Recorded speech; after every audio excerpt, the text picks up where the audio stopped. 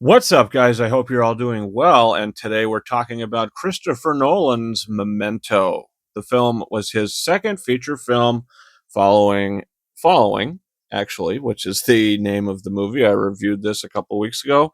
This is a really good movie. It's a solid film and it's a great first feature. But for Memento, this is a movie that I've never seen. And obviously, leading to the Odyssey, I want to see all the Christopher Nolan movies.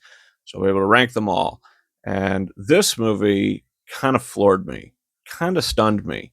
I was not expecting to fall in love with it, but it's a Christopher Nolan movie. So I guess I'm not surprised.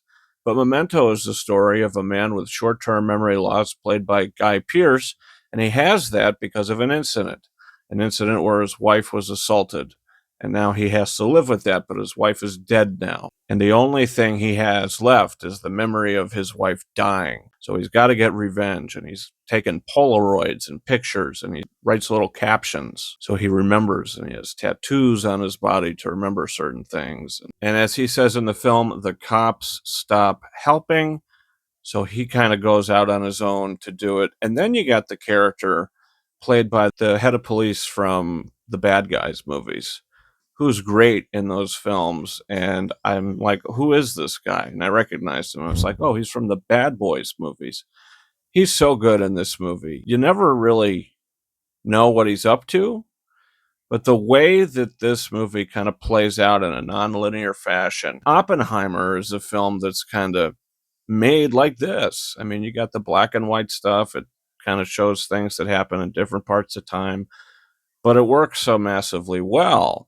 And the story in this is extremely intriguing. The Carrie-Anne Moss character, I hated her by the end of the film, but she's so good in this movie. I think some of the dialogue might be a little too far, too offensive at times. I don't know if I want to say offensive, but when Carrie-Anne Moss is going off to Guy Pearce and she's calling him some derogatory names, I was like, oof, that just hurts to hear. But I really cared about Guy Pearce's character by the end of the film. And honestly, the big revelation, I won't spoil it, but it was kind of shocking. Like, okay, this is it. Because halfway through the movie, I'm like, okay, Nolan, what are we leading to here? And the movie ended. I was like, oh, okay, we were leading to that. The movie's got a great ending. You could literally finish the film and then press restart, and then it's going to like link together. This movie is really masterfully done. It should have been nominated for an Oscar for editing. I probably should have looked to see if it got Oscar nominations. I don't think it did, but who knows? But it should have. I mean, the screenplay, this movie is so meticulously thought out. It's fantastic. And other than some times where the dialogue goes maybe just a little too far, or maybe I didn't need to see him order a hooker for his bedroom, that probably could have been cut. But this is a great film. Christopher Nolan proved himself with this one, and I'm going to give Memento 4.5 out of 5 stars. I loved it, and I'm so happy that I was finally able to watch it.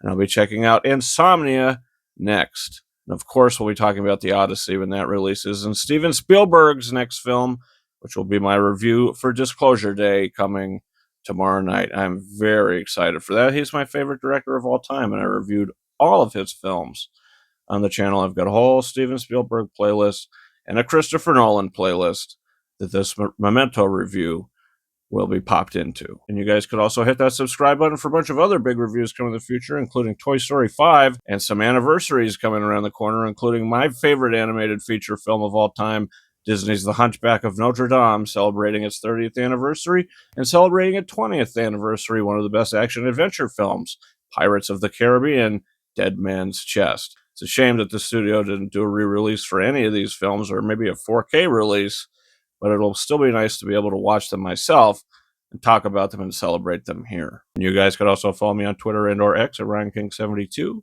and Instagram at KingArises131. That's Twitter for me. Thank you so much for watching my review for Memento. And until next time, over and out.